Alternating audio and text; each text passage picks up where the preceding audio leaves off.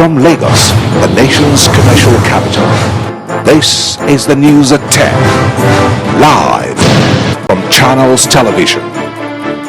Reporting tonight, Amarachi Ubani. Good evening and welcome. Tonight, the federal government is to step up terror war as the president says Boko Haram must be extinguished.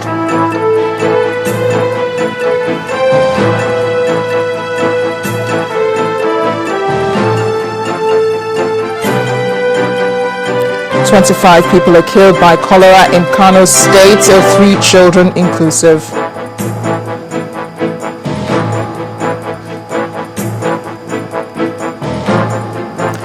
Nasarawa State government seeks 5 billion naira bond from the Nigeria Stock Exchange.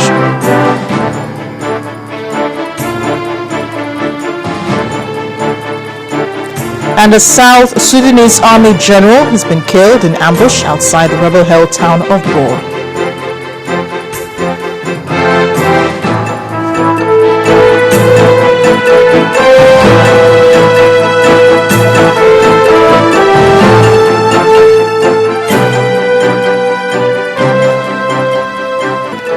We begin tonight with President Goodluck Jonathan's reassurance to Nigerians that his administration will do its best to deal with Boko Haram, ensuring that it becomes a thing of the past.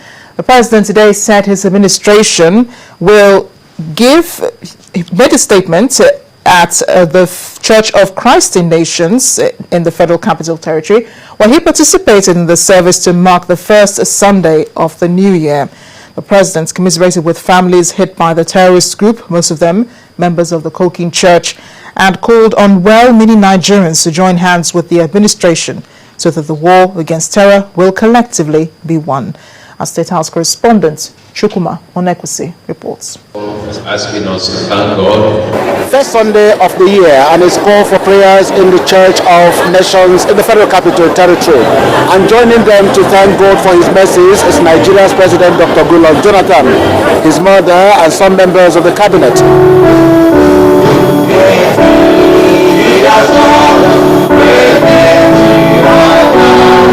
They're excited that the president has come to identify with them at the beginning of the year, and they could not hide their excitement.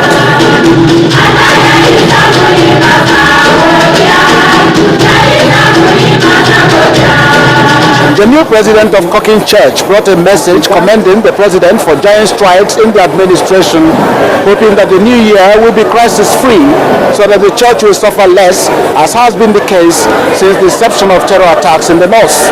The Boko Haram crisis in Yobe and Borno states have done a lot of damage to the existence of Kokin in these states. He also brought the theme for the church in the new year, knowing the will of God, emphasizing usefulness as the purpose of God. Nigeria's president appreciated the men of God, called for more prayers for the country, and he has an assurance for Nigerians in the midst of challenges, especially in the north.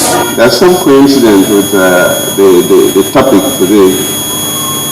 When I woke up this morning, the first information I got from a friend, I wouldn't tell you what the friend said, but I'll just tell you the reply. My reply was that God's will be done. Well, let me assure you that we'll continue to work harder and harder to improve the quality of life of Nigerians.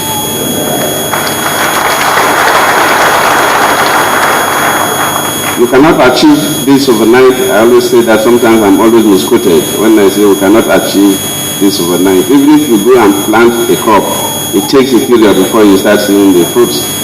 We know we have our challenges, especially in some parts of the north, and I'm quite pleased with the message we got from the outgoing president and the message from the incoming president about the Boko Haram and your concern for the Boko Haram.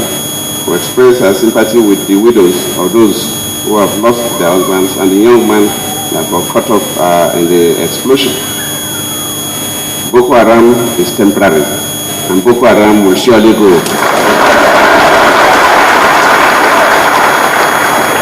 We'll do our best. No number of countries are facing similar challenges, and they have been able to overcome it. We will surely overcome Boko Haram. Life in the north must change. development must go to all parts of this country. And nobody or group of people can hold this country to ransom.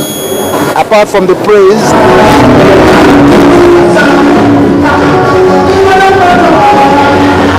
worship and Bible readings, there were also prayers for the president. It will be beyond the common in the name of Jesus. The Cooking Church believes that President Jonathan is God's gift to Nigeria, pledging to support him at all times. They, however, believe that only the will of God shall prevail even as 2014 unfolds. Chukuma Onyebusi, Channels Television News. Meanwhile, 2 people have been killed and scores of others injured in a fresh bloody clash between Fulani herdsmen and natives of Manchok community in Kaura local government area of Kaduna State. The incident occurred less than a week after some hoodlums attacked the chief of Jere, also in the southern part of the state. Confirming the incident to Channels Television, the State Police Commissioner, Mr. Olufemi Adenaike, attributed the cause of the clash to a land dispute which started in the early hours of Saturday. He says some of the Fulani herdsmen are currently taking refuge at the police station until normalcy returns to the community. Well, good news as the Nigeria Medical Association, the NMA, is no longer embarking on its planned strike expected to begin tomorrow. The president of the association, Dr. Saho Enabolele, told journalists in Abuja today that the planned nationwide strike was put off to give the federal government more time to meet the doctors' demands. The government had made it clear to the doctors that Nigeria cannot afford another strike and is willing to do the needful to avert the January strike. The governor of Delta State, Dr. Emmanuel Udwahan, who is the chairman of the Presidential Committee mediating between the federal government and the NMA, had appealed to the doctors to show some understanding and give the authorities time to meet their demands. In a bid to drive home its demands for improved working conditions, the leadership of the Nigerian Medical Association last month directed its members to embark on a 5-day warning strike. The association planned to commence an indefinite strike from the 6th of January. But after an emergency meeting, the National Executive Committee of the association resolved to suspend the strike. The Emergency National Executive Council of the Nigerian Medical Association has resolved to suspend for now our earlier directive to all medical and dental practitioners in Nigeria to withdraw their services from Monday, January 6, 2014 to allow for full implementation of all the elements of the MOU within the government set timelines. Accordingly, all medical and dental practitioners nationwide are hereby directed to continue to render their normal and highly cherished services to the lovely and caring people of Nigeria. Although the strike may have been suspended to allow the implementation of decisions reached between the association and the federal government, the association announced that failure by the federal government to implement the decisions may lead to a nationwide strike in February. The Nigerian Medical Association shall at the appropriate time reappraise the commitment of the federal government to our self-determined timelines for the full implementation of the MOU signed with the association and take appropriate actions as she might deem fit.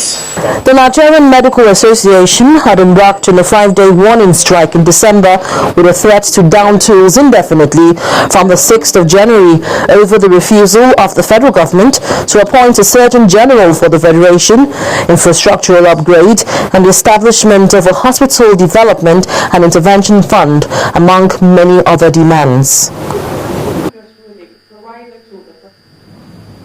Of the Nigerian National Petroleum Corporation, the NNPC, is insisting that there are no funds missing from the unremitted $49.8 billion oil revenue. The corporation says despite its efforts at clarifying the issues on the funds, based on the allegations, there is still misinformation. The agency insists its $30 billion of the alleged unremitted oil revenue had been reconciled by all the parties involved. The NNPC also explains that the $10.8 billion yet to be reconciled can be located in the expenses on some of the responsibilities which the corporation carries out on behalf of the federal government with respect to the domestic crude oil utilization. Staying with petroleum, the Petroleum Products Regulatory Agency today asked Nigerians to ignore speculations of possible scarcity of petroleum products in the country. The Executive Secretary of the body, Mr. Reginald Stanley, confirmed in Abuja today that the Nigerian National Petroleum Corporation, the NNPC, and other marketers have about 27-day PMS sufficiency in stock. Well, he says there have been rumors of a looming scarcity being peddled by some marketers who are stockpiling products in order to make profit from panic buying during the festive period. There have been rumors that the federal government is planning to hike the pump price, and this has been in the air since last December. But reports on daily products discharged by vessels at the depots nationwide reveal that a total of about 200 million litres of PMS were discharged as of December 2013.